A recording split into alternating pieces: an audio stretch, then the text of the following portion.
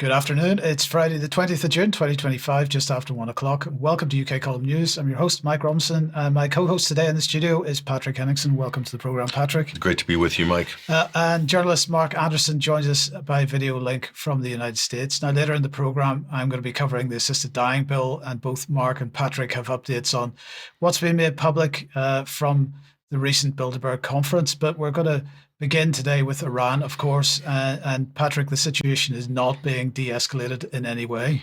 Not at all, Mike. And it looks like, we'll bring up on screen, it looks like this is what we are looking at.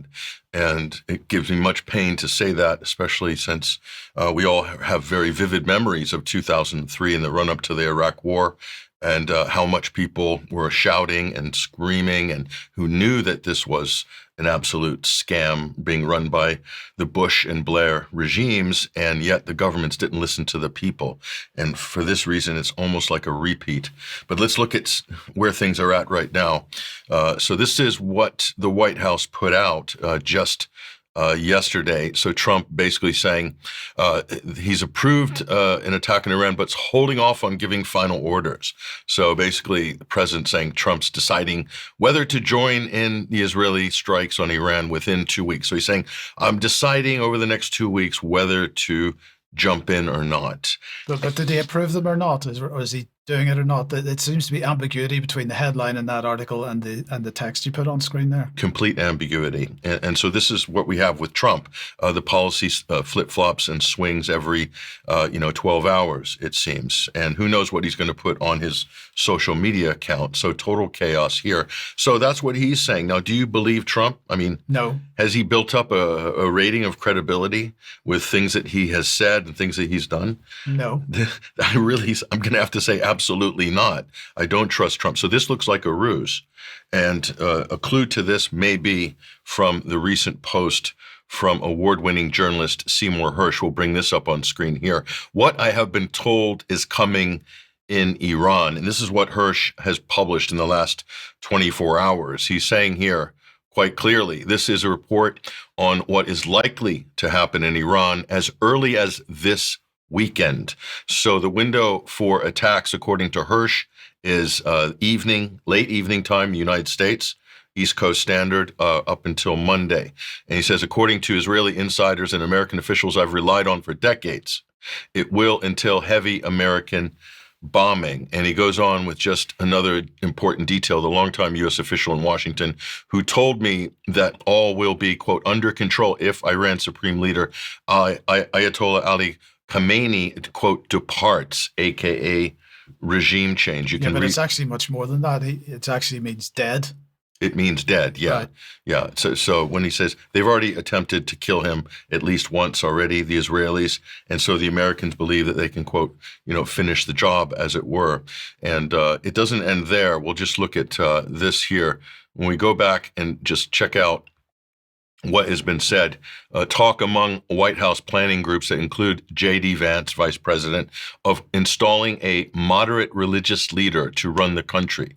But Israel demands a political puppet. So Hersh is insinuating here there's a difference of opinion between the Israelis and the United States about what type of regime change needs to happen. So you see, they've already created a sort of sub-debate to get the media to argue about what is an appropriate regime change. So we've gone all the way from no new wars, no wars in the Middle East, no more forever wars, to, well, we need to defend our allies Israel, and then Iran shouldn't have a nuke, and now it's Iran can't have any enriched uranium, and now it's Iran must submit to full surrender, unconditional surrender, otherwise we're going to, bomb Tehran and evacuate Tehran and so forth, and now it's regime change.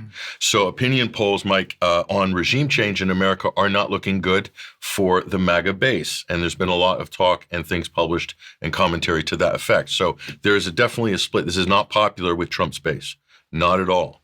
And so let's look at the other side of the Atlantic in Israel. And this is the debate in Israel. Again, how to kill Iran's leader. And this is Israel Katz. He's the defense minister, basically saying that Khamenei cannot continue to exist. So he's calling for the murder of the Iranian leader. So, I mean, They're still pretending like there's some possibility for negotiations here. I mean, this is the crazy part. And so we have this meeting coming up in Europe. Let's take a look at this. This is happening right now as we speak in Geneva. European ministers are holding emergency nuclear talks with the Iranian Foreign Ministry today, according to sources. And it's being led by what's called, Mike, the Troika. The Troika. So who are the Troika? UK, Germany, France, plus Kalliakalis. So I guess not quite.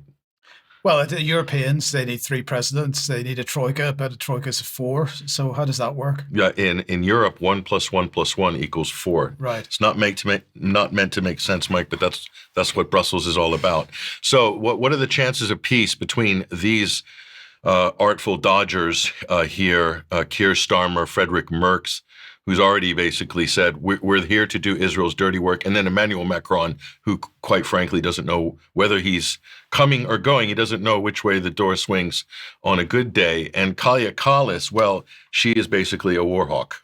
So I'm not holding out much hope for this. Now, what do you think this is about here? And this is the question with this one. I don't know what they're actually up to here. I'm very skeptical. I think that this is inconsequential. I can't imagine what leverage any of these Europeans will have on either the United States or Israel. They've been totally supine when it comes to Netanyahu, to the genocide in Gaza, and to the unprovoked war against Iran. An illegal war of aggression. The very thing that they're, up in arms and raising Cain with Russia over in Ukraine, they've got nothing to say about Israel. And not only that, but they're talking about, Israel wants to assassinate the entire Iranian government. They've already done half the government on the first day of the attack. They've killed all the top officials, half of them.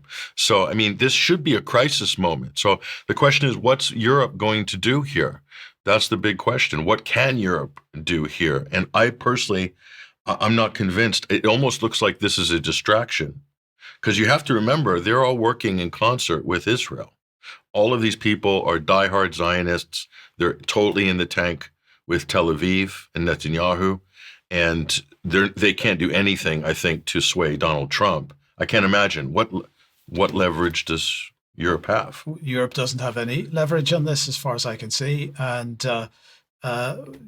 I mean, this is a very good question. They're putting on a front, but is this just good cop, bad cop exercise going on, do you think? Well, if you consider, Mike, what Seymour Hersh has published there, wouldn't this be a nice distraction to try to, they think they can lower the guard of the Iranians and then come in hard with a bombing campaign on the weekend? Because isn't that what the United States and Israel did already with the nuclear talks? In the 6th round of talks, they managed to, we reported on it last week on this program, that Israel's plan was to lull the Iranians into complacency while planning a surprise attack.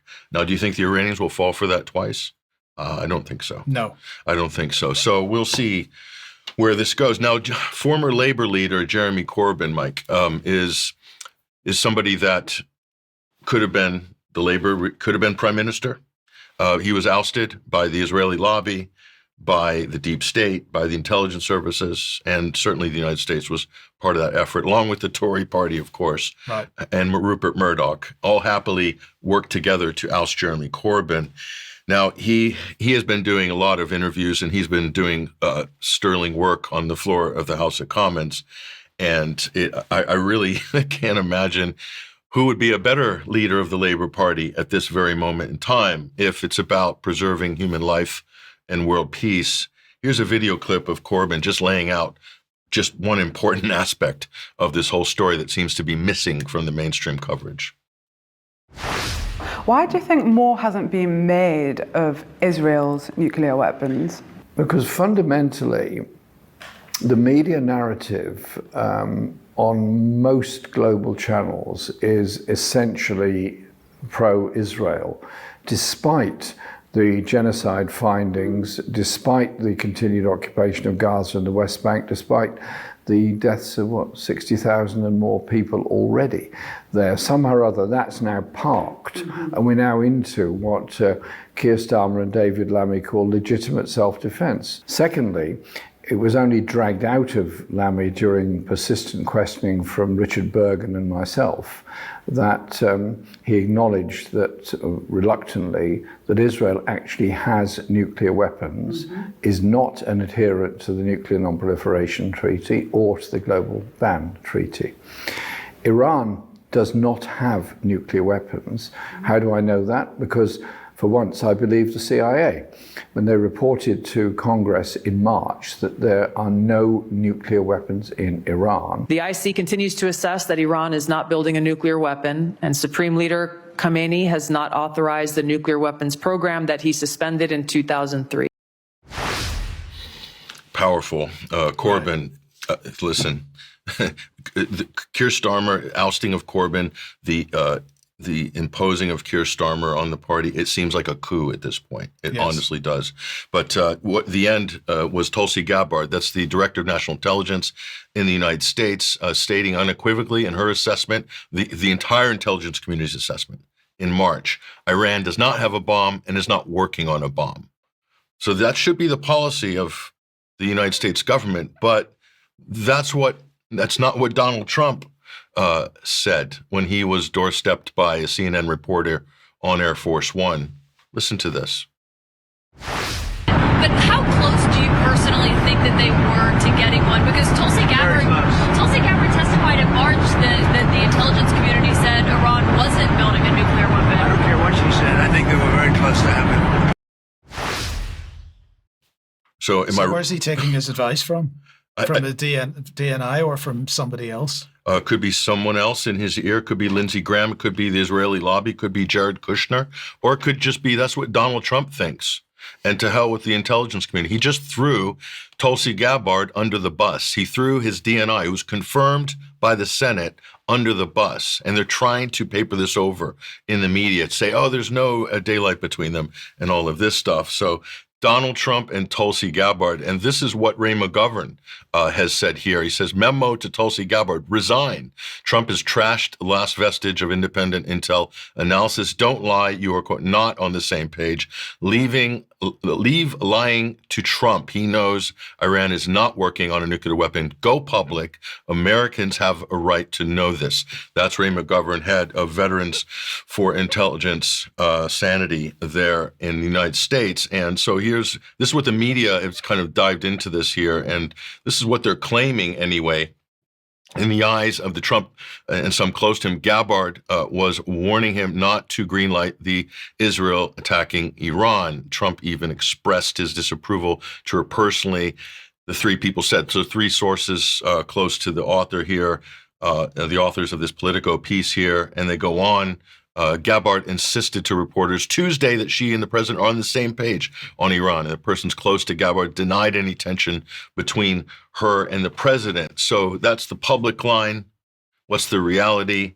I think there is a difference. But then again, this could all be theater, Mike. With Trump, this could just be sort of fake opposition, WWF wrestling to make it look like, oh, he has a restraining voice in the cabinet. It's Tulsi Gabbard. She's a peacenik. And she released a video about the Hiroshima bombs a couple of days before on June 10th that seemed like very out of character.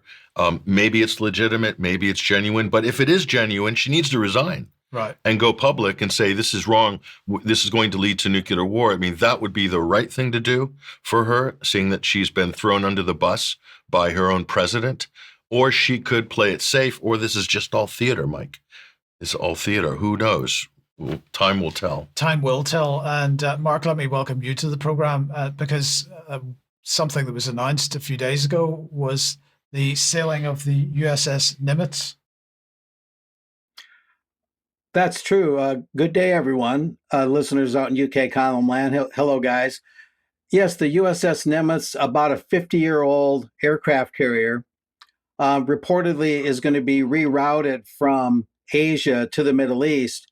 And there are various concerns across left-wing, right-wing, centrist websites, so many it's incredible, that the Nimitz will be, quote unquote, the next USS Liberty.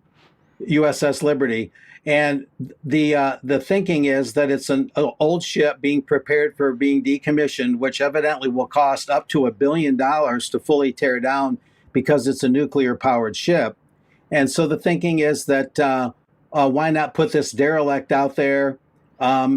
Israel might pull off a false flag and attack the ship, and that would much more solidify and justify getting the U.S. involved in the conflict between Israel and Iran. So in other words, will history repeat itself? That's the huge question being asked.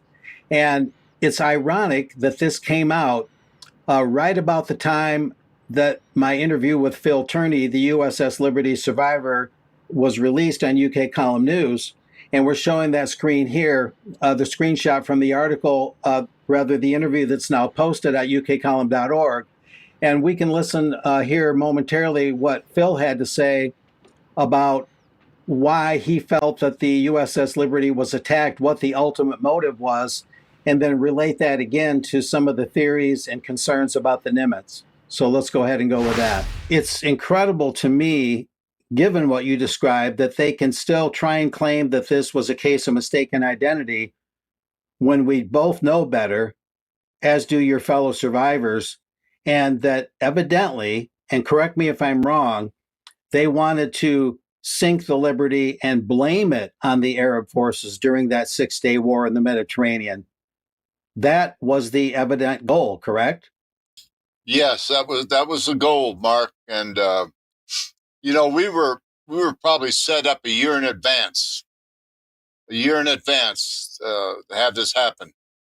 It was all pre-planned. They wanted to sink our ship, blame it on the Arabs, and get us into nuclear war. We had sacked aircraft on the way to come bomb Cairo even before we were attacked. The aircraft were in the air. The aircraft were in the air even before we got attacked. So Lyndon Johnson, Levi Eshkol, the Prime Minister of Israel, and a handful of others in both governments did this, and to get us into World War III. That was the whole plan. They wanted all of it. They wanted all the land. What's going on now in Gaza wouldn't be happening right now if our ship would have sunk. They'd have taken it all then. With the help of the United States, they'd have got it all. Yes, indeed. Interesting stuff. So, of course, the parallel that's being considered is that the ship would be attacked, the Nimitz would be attacked by Israeli forces and blamed on Iran, thereby to escalate the war, possibly pointing toward, heaven forbid, something approaching World War III. At any rate, there's various sources, including the U.S. Naval Institute news here, that have confirmed that the aircraft carrier USS Nimitz is sailing to the Middle East. There was even an earlier article, I don't know if we still have that slide, even back in March, before the conflict reared its ugly head. There was already news that the Nimitz was going to be decommissioned for practical reasons. And at any rate, this national interest item came up, and it's a very kind of strange article in the way that it's written. They're claiming to have solid knowledge, absolute reliable knowledge that no, the USS Nimitz will not be destroyed in a false flag operation, which is pretty ridiculous. It goes on to say baseless social media theories, they say, claim the USS Nimitz will be sacrificed in a false flag attack, but experts dismiss these as fear-driven misinformation amplified by viral algorithms. But all the people who are concerned about this are saying is that, like with the Liberty and the Maine in Havana Harbor that sparked the Spanish-American War, Pearl Harbor, World War II, Gulf of Tonkin, Vietnam, they're simply saying that there's historical precedent for false flag operations to start major conflicts. So for someone to say in advance, proactively, that this won't happen is really quite ridiculous. There's really no way around it. And that same national interest piece happened to cite, and there's so many things that could be cited, but it happened to cite this X piece by a James Lee. Many know Israel mistakenly, quote unquote, attacked the USS Liberty in 1967. Fewer know, he claims, it may have been part of a CIA Mossad false flag op called Project Cyanide to spark regime change in Egypt.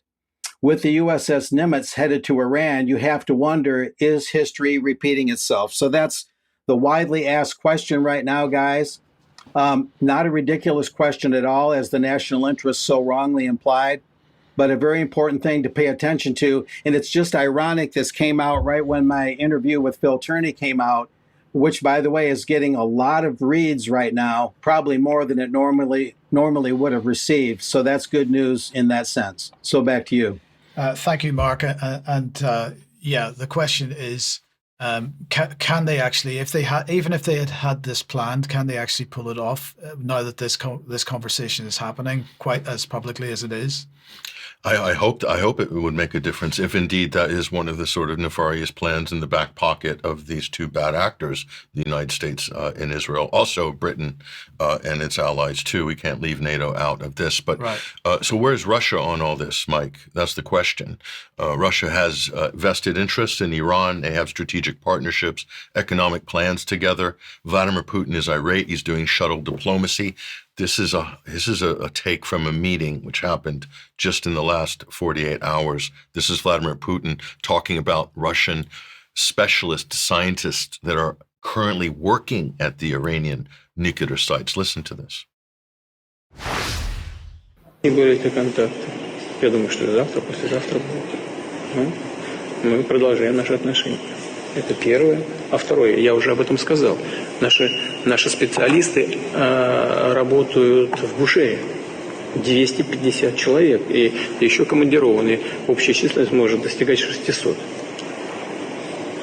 И мы не уходим.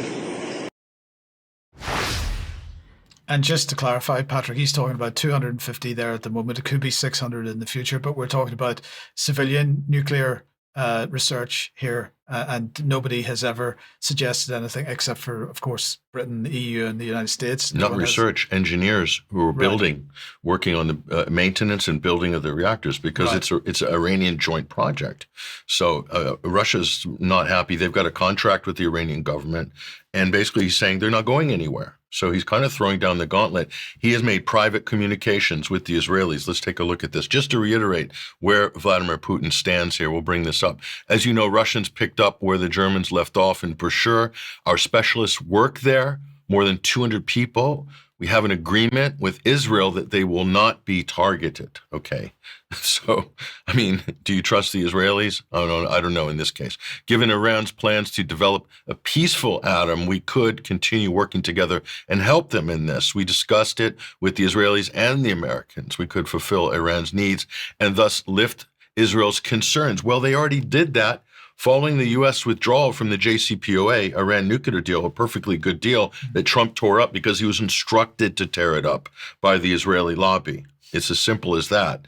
And Russia then offered to basically come to the rescue, if you remember, after that, to handle the Iranian themselves, to do that sort of deal independently under international oversight. Right. It was a win-win. But the United States, Donald Trump, in his first term said, no, we won't accept that.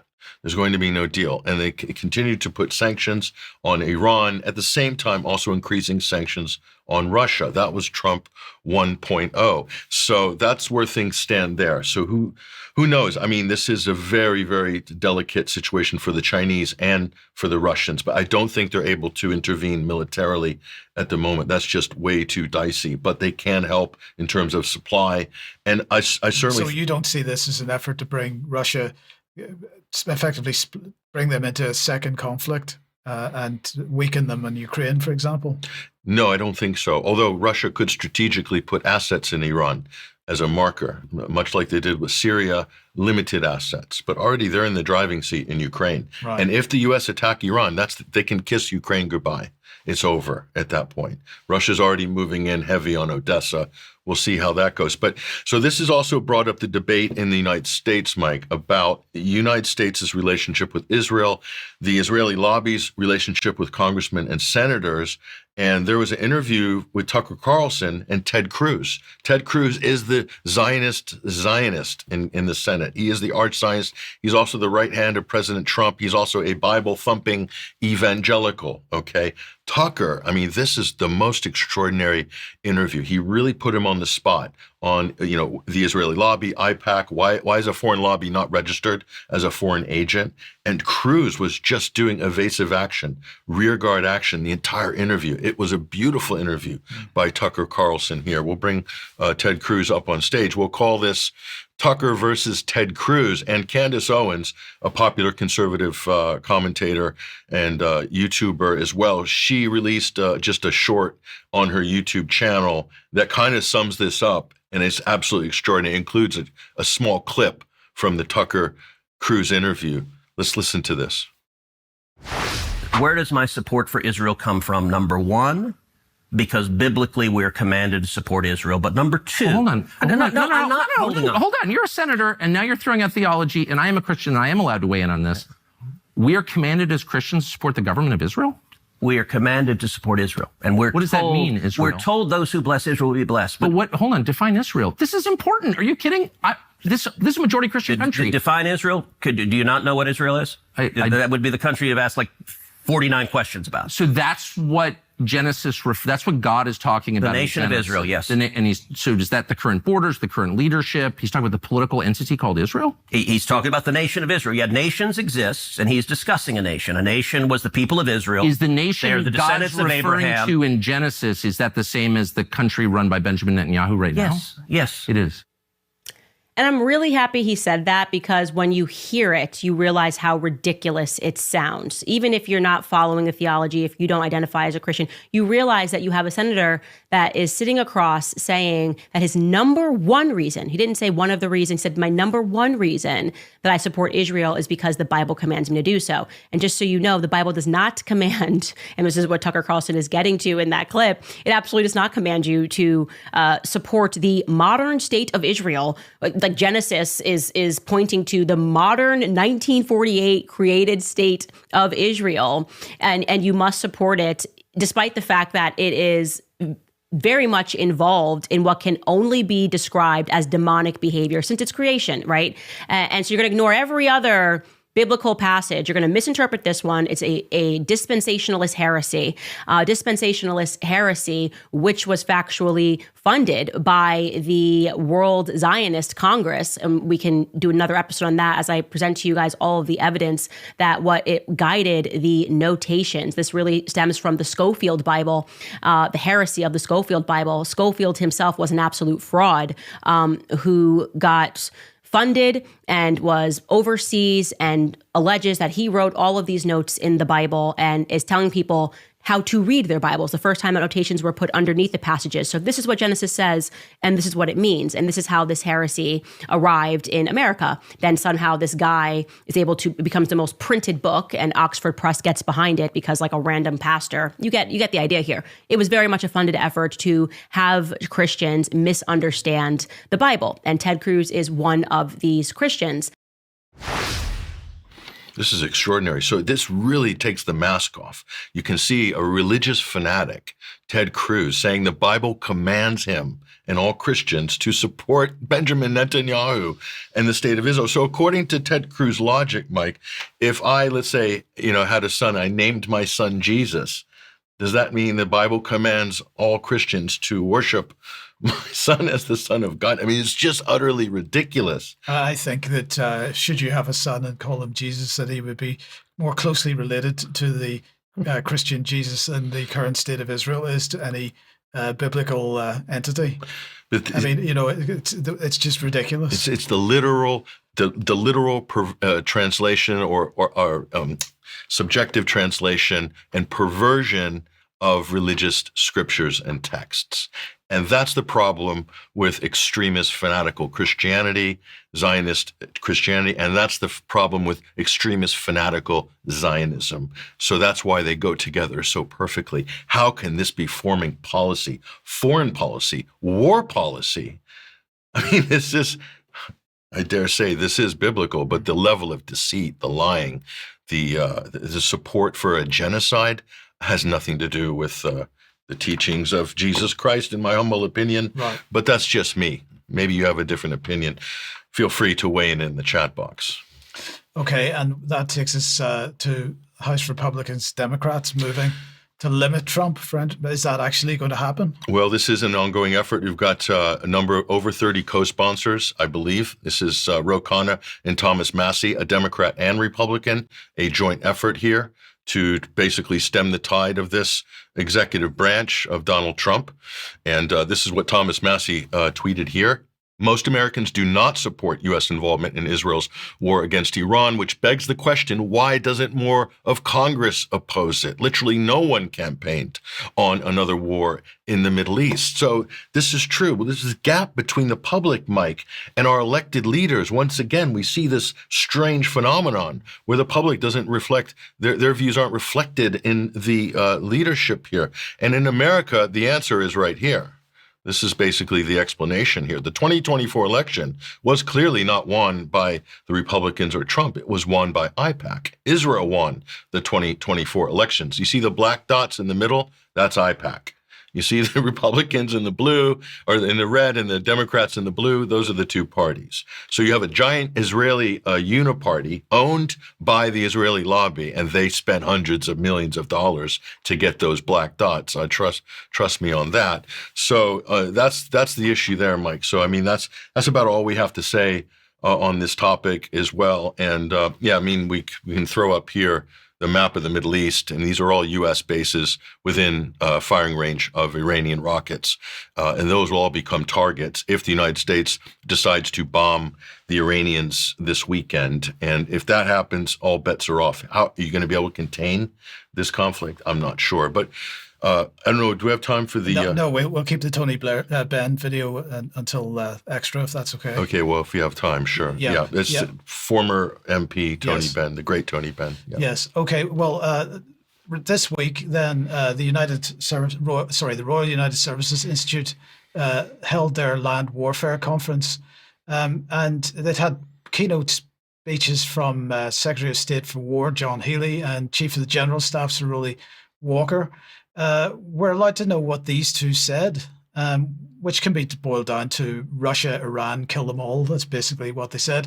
But RUSI says that the Land Warfare Conference, quotes, brings together senior land and ground forces leaders, policymakers and experts from the industry and think tanks to discuss and debate the dangerous security challenges that we are currently facing, that the UK and its allies are currently facing, and that will, quote, explore how the land forces can increase their combat power by leveraging new methods and capabilities to increase their lethality, enhance their survivability, and regain maneuverability.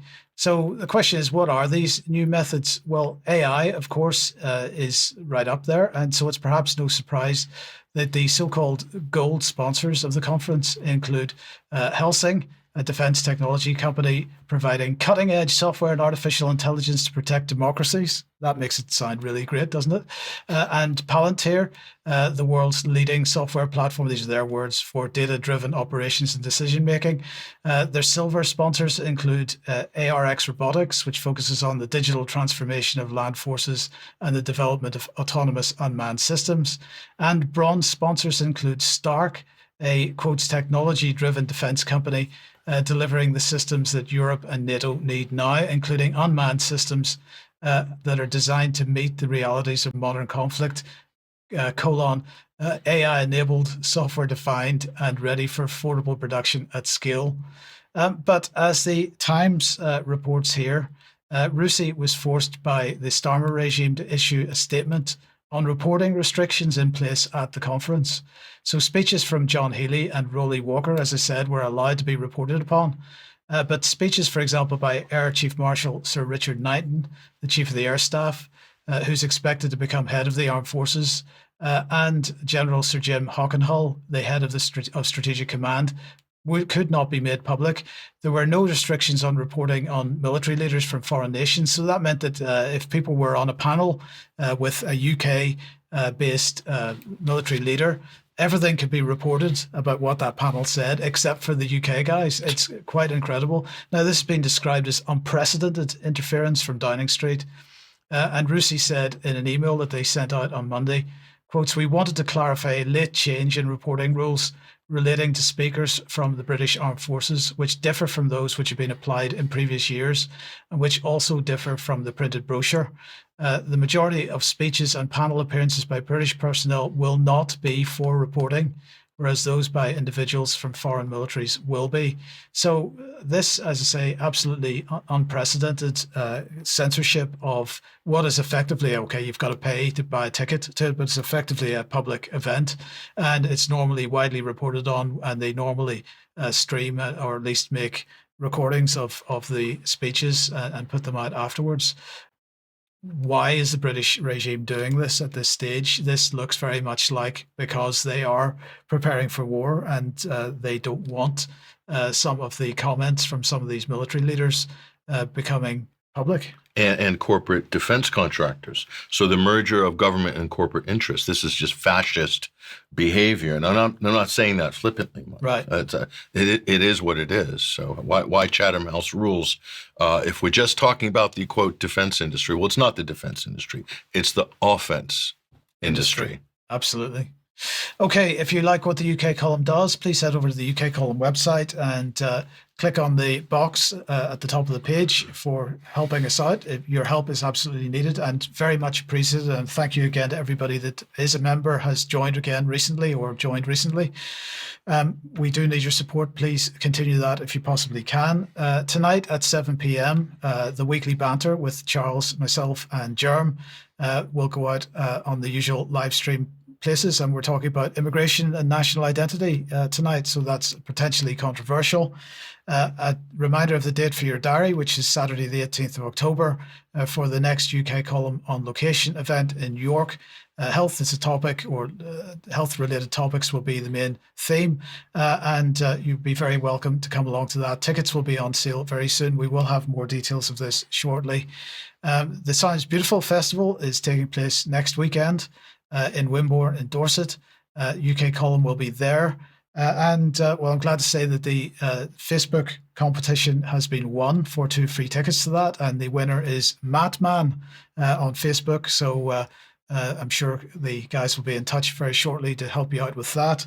A quick reminder of the Don't Let Geoengineering Go Over Your Head event, Picnic in the Park, which is happening in Hyde Park tomorrow at 2 p.m. And Sonia Poulton will be live streaming that as well. But get along to that. I think the weather's going to be very pleasant for that. So get along to that if you can. And coming soon is that Andrew Bridgen will be at the 7 Stars Hotel in Totnes on the 25th of July, 7 p.m. Doors will be opening at 6:30. Get along to that if you possibly can. Not to be missed, as it says at the end there. Okay, let's come on then to assisted dying. And of course, MPs are debating and voting on the final stage of the assisted dying bill today. And the question is the assisted dying bill going to be euthanized? Well, if Kim Ledbetter and her supporters win the vote today, the bill will go to the House of Lords for consideration. If the vote is lost, that will end it for now. But in November, if you remember, MPs voted to back the bill, and that went to the next stage, and they voted by a majority of 55. Now, Ledbetter says she's confident the bill is going to pass today, and she may have grounds for that confidence because that 55 majority was larger than expected, and most consider it unlikely that 28 will have changed their minds, although some clearly have. There have been amendments to the bill, and some of these will be voted on today. And of course, the main amendment is that instead of having a court having to approve an assisted dying request supported by 2 doctors, it'll be decided by a panel consisting of a lawyer, a consultant psychiatrist, and a social worker. Other amendments include a requirement for any doctors assessing assisted dying requests to have gone through training on domestic abuse, including coercive control and financial abuse, as if that's going to make a difference if somebody's particularly interested in pursuing that kind of agenda. And another one, making independent advocates available for anybody that might be experiencing substantial difficulty in understanding the processes. So that is going on at the moment. We wait to see what the final result of that is going to be, but it's looking like it might proceed to the House of Lords. we'll see. Let's move on then. And Mark, let's bring you back. And some more information is coming out on Bilderberg since the conference ended. What have you got for us? Well, this is firsthand information, pretty much my own research across the board. I was looking around at some people whose names are not real common at Bilderberg and looking at the economic angle, since I mentioned Congressman Jason Smith in last week's report, head of the Ways and Means Committee, they write the tariff laws and so on. I thought, well, what else economic might have happened? And there was a speech, and we'll show this here, by the European Commissioner Maria Albuquerque for the high-level conference on European financial integration. We've talked before about European central banks integrating and fiscal integration in the EU over the years. Well, this is more of that. Advancing the Savings and Investment Union, very important, jointly organized by the European Commission and the European Central Bank. And what I've got here on this is that this was on June 12th, just before Maria Albuquerque left Portugal, where she's from, and went to Stockholm for Bilderberg. And this speech, of course, would be of particular interest to some of the other attendees, which included the Bank for International Settlements GM-elect Pablo Hernandez, World Economic Forum President Boris Brenda, and the Eurogroup President Pascal Donahue, as well as the European Investment Bank President Nadia Calvino. And Maria Albuquerque also noted that financial integration could not be more relevant. Today's discussions on the eve of Bilderberg are centered on the Savings and Investment Union, or SIU, and she says the political momentum is behind that. Now, they're talking also about a more power-concentrated single supervision of the Savings and Investment Union, and so on and so forth. And what they're saying is that this would help shore up the more fragmented capital markets in the European Union compared to the U.S. capital markets by tapping in or leveraging or somehow using the savings of Europeans, typical everyday Europeans' bank account savings, to put financial muscle behind this. Mark, sorry, just so that I'm understanding this. Obviously, in the 2008 financial crash, we saw Greece and other countries experiencing bail-ins and people's money effectively being nicked in order to shore up the failing financial system. We're talking about a formalization of this process. It does look that way. It smells like that. It remains to be seen a little bit. But yeah, there was those negative interest rates. There were people in Cyprus having their bank accounts siphoned. And at that time, the viceroy overseeing the Cyprus situation was a longtime Bilderberg attendee, Joseph Ackerman, out of Germany, a banker, we may recall. At any rate, Maria Albuquerque revealed something very interesting in that report that I cited the title of a moment ago. At the end of 2023, EU financial assets totaled 34.5 trillion euro with a T, which sounds totally amazing to me. I thought maybe it was a typo, but that's what she wrote. Household financial assets in the EU, totaling 34.5 trillion euro. Of that, around 11.5 trillion euro sits in cash and low yield deposits. And there's no surefire way of knowing whether EU citizens, will directly benefit from this. Would they get an investment prospectus in the mail saying we're going to invest your savings money this way? And is it going to be totally voluntary? These are some of the questions. Would they actually get dividends? Would their money bring returns? Or would it be something much more underhanded, like you mentioned a moment ago, Mike? And the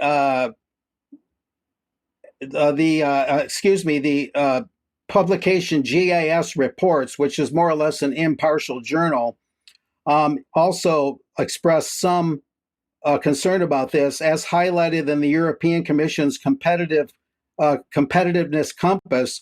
The EU will require an annual investment of up to 800 billion euros by 2030 to modernize what's called its chronically distressed economy. These figures stem from a September 2024 report by career European banker and past Bilderberg attendee Mario Draghi, which underscored the urgency for groundbreaking innovation across the board. And so it does appear highly possible that European citizens' savings could be pilfered in some way to shore up these fragmented capital markets in the EU and to help EU meet its investment goals, its investment future, you might say, with regards to all the defense spending that it's being called on to make. So that this is something very, very curious, something that deserves very close attention. Now, there's another aspect of this concerning Congressman Jason Smith. I got a letter back because when you see the Bilderberg attendance list, you have to keep in mind that that's more of the invitation list. It doesn't necessarily confirm that everyone actually showed up. But Bilderberg wrote me back saying, as it shows here, Congressman Jason Smith did indeed attend, as mentioned in the participant list that was published, and EU Commissioner Maria Albuquerque also attended as listed. I wanted to make sure of that because this Savings and Investment Union thing that I cited was announced in Portugal right before Stockholm became the site of the 2025 Bilderberg meeting. Moving on from there, it's interesting also that Jason Smith was there along with the EU counterpart in a way, Maros Sefcovic. He's the EU Commissioner for Trade and Economic Security, as we show here. As I noted, Jason Smith from the 8th District of Missouri chairs the House Ways and Means Committee, trade laws, tariff laws, customs regulations, things like that. Well, they met under the same roof. And after that, Sefcovic, who had already been to the United States more than once this past spring, he spoke to the American Enterprise Institute, you might recall, while AEI, the Enterprise Institute, sent a emissary to Bilderberg this year. From Bilderberg, Sefcovic went over to Alberta, Canada, to the G7 and met with Jameson Greer, the trade representative of the U.S. On the side. And he also met with Greer earlier in the year when he visited the U.S. And Robert Lighthizer, who was Trump's trade representative during Trump 1.0, he was also at Bilderberg. And at any rate, what appears to be happening is that with a July 9 deadline being imposed by the Trump administration, the transatlantic allies are rushing to clinch a deal before Washington hits the EU bloc with tariffs of up to 50%, 50%. And Trump's import duties would affect about 70% of EU exports to the US. So it appears that's why Jason Smith was mainly at Bilderberg, to talk with Sefcovic and provide input and collaborate a bit so Sefcovic could go to the G7 and try and stem the tide of these tariffs affecting a lot of EU imports going into the US, and doing that at the G7. Now, another dimension of this, of course, is accountability.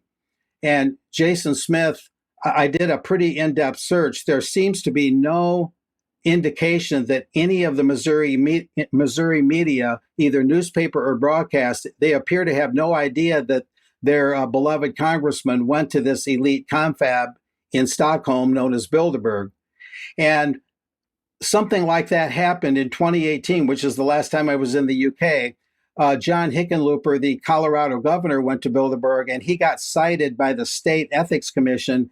And 2025 is the 5-year anniversary of Hickenlooper being cited by the Ethics Commission in Colorado precisely for attending Bilderberg, among some other misdeeds.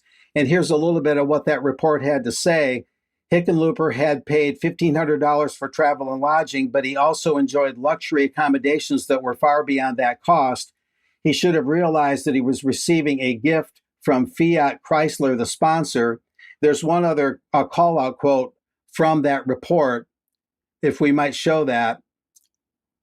The commissioners, the Ethics Commission report also said, unanimously found that Hickenlooper had violated the gift ban with his attendance of the Bilderberg meetings in Turin, Italy, and that was again in 2018. So the all-important question now, as I'll show here, come to find out Missouri also has an ethics commission, and I've already placed a call to them and some of the Missouri media to see if they're going to take an interest or at least see if they're already looking at Jason Smith's participation at Bilderberg and whether something similar to what happened to Hickenlooper might come down to ensure some accountability here. So there'll be much more to report on that very soon. Thanks, Mark. So back to you guys. Yeah. Patrick, what have you got on this? Well, on the Bilderberg front, if you're looking for a good sort of wrap-up, a good review of what happened at Bilderberg, a great summary, along with original photos as well, we've got this up on 21stcenturywire.com, a review of Bilderberg 2025, AI, Drones, Technocracy, and the Transatlantic Alliance. This is by journalist Hannah Borno, and this is up on our website right now. Fantastic summary and analysis, as well as naming all the names and what everybody got up to, and some great photographs as well from her and some of her colleagues. So we've got that up at 21 Wire. And as it goes, this is another article that people, I think, need to also take a look at here. And this is on The Guardian. This is by Charlie Skelton, who's been covering Bilderberg for a very long time as well. China haunts Bilderberg talks as usual suspects plot world domination. This is a fantastic article, and it just shows you the pivot towards Asia, along with all the fifth generation total warfare, the AI, the drones, etc. So if you really want to kind of get a good sort of rounded scope of what went on and what this meeting really has been all about this year, those are two articles I highly recommend. Hopefully we'll have those in the show notes. Okay, thank you, Patrick. Now let's come on to the issue of propaganda. And the government media complex continues to promote the war narrative, of course. Let's have a look at a couple of examples. First of all, we have the Mirror here, making sure we all know that, first of all, World War III is coming, and that when it arrives, conscription will be a thing. So this whole conscription narrative continues to sort of rumble under the surface without any admission that it's actually going to be a thing. But apparently, according to the Mirror, if you're a baker, a farmer, a doctor, a nurse, or an engineer, you'll be all right. Although I suspect the latter isn't 100% safe. But in the meantime, gov.uk is very excited to tell us that the nuclear bomb is great because jobs are a thing. So new figures, they say, reveal that 1,500 skilled roles have been created at in the last year at the UK's Nuclear Weapons Technology Centre, AWE. And they claim to have carried out a study which shows that people working on weapons of mass destruction receive 20% above the UK salary, the average UK salary. So that's good news. They decided to announce this alongside what they describe as a landmark £15 billion investment within this parliament to renew the UK's sovereign nuclear warhead. And this was confirmed through the recent Strategic Defence Review to keep, they say, the British people safe while supporting almost 10,000 UK jobs, because don't forget, the first role of government is to keep people safe. Now, Lisa Nandy was a guest on this morning's BBC Today programme, and at the end of her segment, she was asked about the pro-Palestine protesters who broke into RAF Bryce Norton this morning, and she couldn't help herself. She described these protesters as being irresponsible and hoped the full force of the law would be imposed because national security is so important, and quotes, the first role of government is to keep people safe. This has become a term of sheer propaganda. We're hearing it everywhere now. We got to keep people safe. That's the role of government. That principle began to be rolled out with COVID. It's now being continued through the various conflicts that we're seeing around the world now, and it's being used to justify this increased defense spending, which is actually war spending, and just sheer propaganda. It's total Orwellian inversion. So activists wanting to stop the UK from sending weapons and defense parts to Israel, who is committing a genocide, literally slaughtering tens of thousands of women and children and innocent civilians, that's somehow keeping people safe by clamping down on those concerned citizens who are doing basically, civil disobedience, I think is probably the right word for it. But no, Mark was talking about accountability. What they're doing is attempting to hold people to account, but they don't want to be held to account. So prosecute them, put them in prison instead. Oh, they'd love to delete the word accountability from the great digital archives of humanity once the opportunity arises, and replace it with chutzpah. We'll Absolutely. leave it there. Yes. Well, look, on screen at the moment is Sir Richard Moore, the current head of the Secret Intelligence Service, otherwise known as MI6. And as I mentioned on Monday's program, he's to be replaced by Blaise Machiavelli later this year, I think at the end of September. Now, the Prime Minister has appointed him to be the next chair of the Kennedy Memorial Trust for a period of 5 years. For those who don't know, the Kennedy Memorial Trust was established in 1964 to administer money raised in the United Kingdom as a tribute to the late John Kennedy.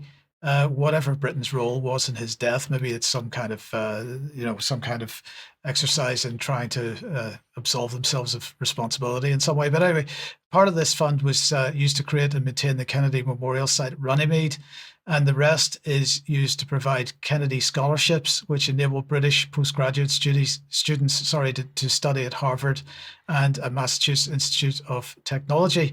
Now, the recruitment process for trustees, of which Moore is now one, of course, being the chairman, this recruitment process is run by the board of the trust and approved by the Prime Minister. And in this case, the recruitment panel was chaired by Marianne Sieghart, who's a senior independent trustee of the Kennedy Memorial Trust, apparently. But of course, Marianne is also a journalist. She served on Ofcom's board in the past and written for the Times and so on. So she's a pretty establishment figure as well. Anyway, getting back to Richard Moore, he has a BA in philosophy, politics and economics from Oxford University. And on leaving Oxford, he won a Kennedy Scholarship. So isn't it appropriate, therefore, that he has now become chairman giving out these gifts? So he then went off to the Kennedy School of Government at Harvard University. And then in 2007, he attended Stanford Executive Program.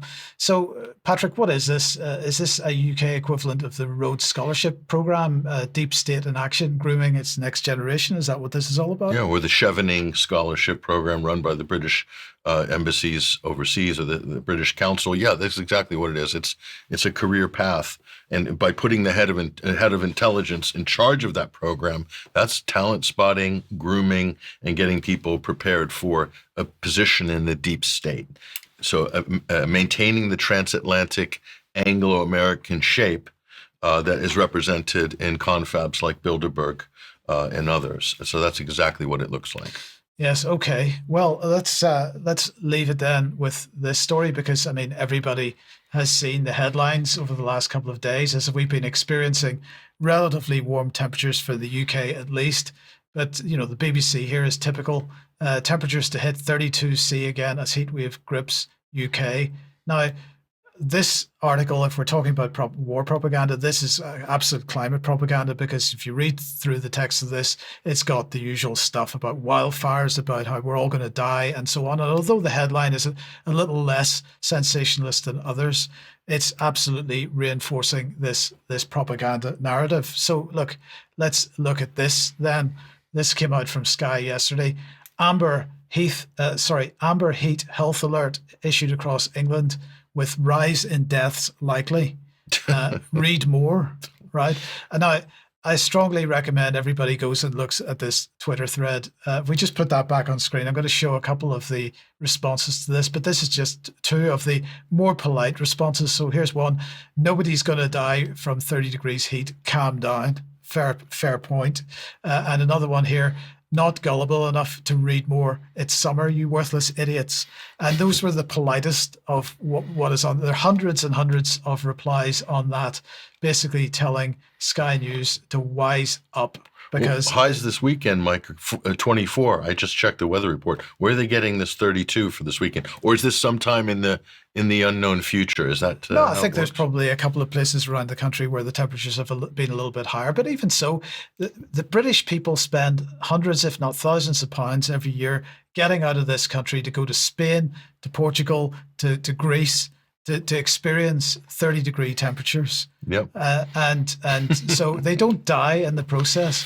Now, many of the tweets in response were highlighting the fact that actually the number of people that die from the cold is orders of magnitude worse in this country than those who die from heat stroke or some kind of heat-related illness. So, it's ironic that we are being force-fed this kind of propaganda while, elderly people and people living in poverty continue to literally die during the winter from not being able to switch the heating on in the house. It is quite an incredible situation. Remember Frank Butcher and Peggy, 2 weeks in Benidorm? How do you say beans and chips in Spanish? Yes. Anyway. Yeah, I know. Yes. Well, look, we got to leave it there for today. Patrick, Mark, thank you very much for joining us. We will be back in a few minutes if you're a UK Column member for some UK Column News Extra. Stick with the live stream. Otherwise, have a great weekend. We'll see you 1 p.m. as usual on Monday. See you then. Bye-bye.